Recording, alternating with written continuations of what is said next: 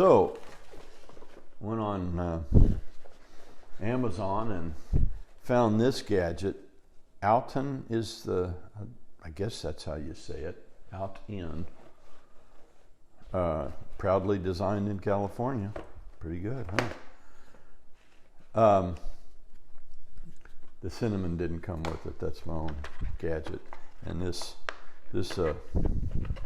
what did come with it is the pump, or this is the machine. In the pocket here of this case, it has a little brush and a power cable. It's a USB power cable. They also included a microfiber cloth, which it's pretty, but I'm not a great fan of microfiber. I prefer cotton. And this insert here is for using the Espresso capsules. So they ship it with this gadget installed. They actually ship it with the Espresso adapter installed, and then this just comes loose in the case. But this is the one I prefer to use. The Espresso capsules are, for one, they're expensive, and I actually prefer my own grind. So that's what I'm going to demonstrate here. It seems pretty well made. It's a little hefty. It has a lithium-ion battery in it, so you have to charge it. It takes a couple of hours to charge it, and you need a pretty healthy charger for it. The one that comes with your iPhone isn't going to cut it. You need probably a 2 or 3 amp charger. I mean watt. Watt? Amps? Yeah, watts. 2 or 3 watt charger. I think those little cubes that come with the iPhones are only about a 1 watt. But that's the first thing you want to do is charge it up. It has a little measuring cup, just like the others came with. This looks like a stainless steel. I think it's stainless. Reservoir on the top. You can see down in the bottom. There's that little. That's where the intake is for the pump. There's a motorized pump inside here. This one also has a heating element. It heats this stainless steel reservoir, so it'll boil the water.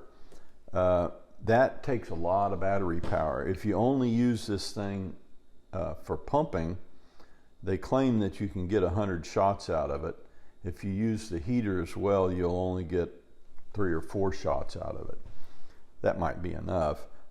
I've always had hot water available, either with a teapot if I'm traveling overseas, in the room, or domestically they usually have a microwave and another coffee maker in there, so I can always get hot water. So I don't anticipate needing the heating element that much.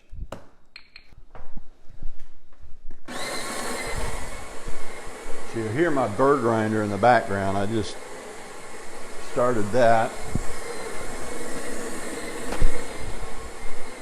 I like to put down a paper towel and just keep things neat. This is a cup that allows you to dispense your espresso, but you can do that with any container. This thing is easy to handle, so there's no real commotion in managing it. Okay, so here you see I've got some coffee grinds made. Just level that a little bit. And I put the portafilter on top, turn it over. I tap it a few times to make it kind of level out because it stands a little proud when you pull the top off. You can see there's a ridge around here that stops the measuring spoon so it doesn't go, so it stays straight when you're dispensing it. And then just carefully push the grounds down into the portafilter. You can put some force on it to pack it in.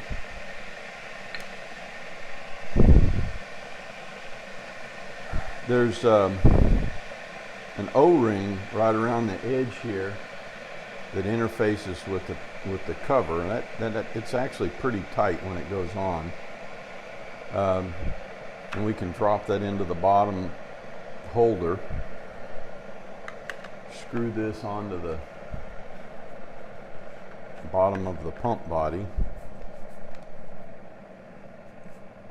Now, you could dispense it just like this. I'm going to dispense it into a shot glass.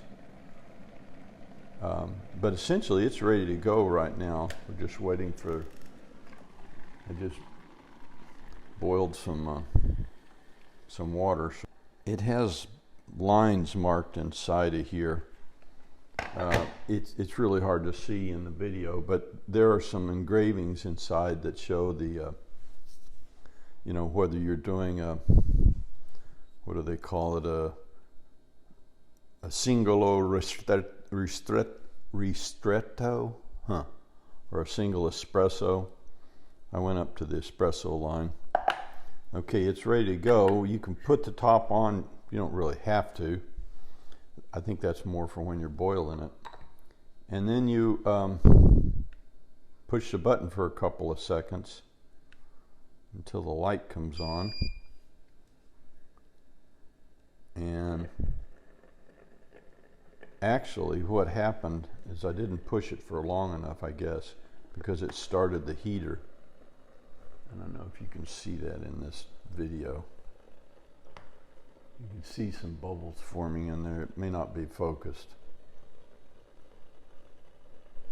But since I'd already boiled it, it won't take long for that to reach the temperature. That'll use a little battery, but not. Now you hear the pump.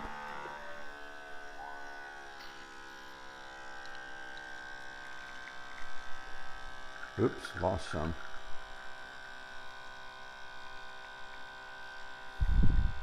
But you can see it pumping. It's probably best to hold it fairly level.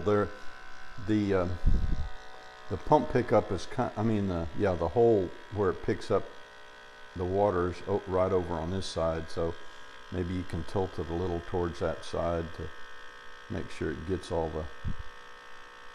the water it can. Eventually you hear the pump speed up. That means it's empty. So we're done. But that was pretty quick and pretty easy. Nice crema on the top. So let's see how it tastes. Tastes pretty good. I think I finally got the portable espresso machine that I wanted 15 years ago. You can charge it just with you need to bring a hefty charger along, but that's okay. I mean, they're not that much bigger, and you can use it to charge your iPhone and any other 5-volt device that you might have.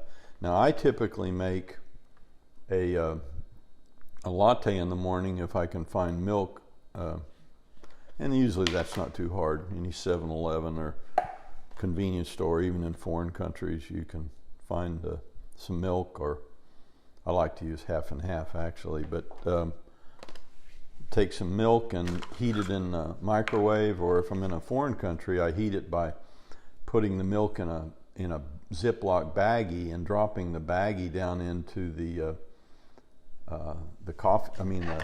teapot while it's boiling, and That'll heat the milk up. Drop it in, pour it into a glass, and then I use this little, it's called an Aero Latte. You can find these at Bed Bath & Beyond, or probably on Amazon as well. And it really frosts it does a really good job of frothing the milk.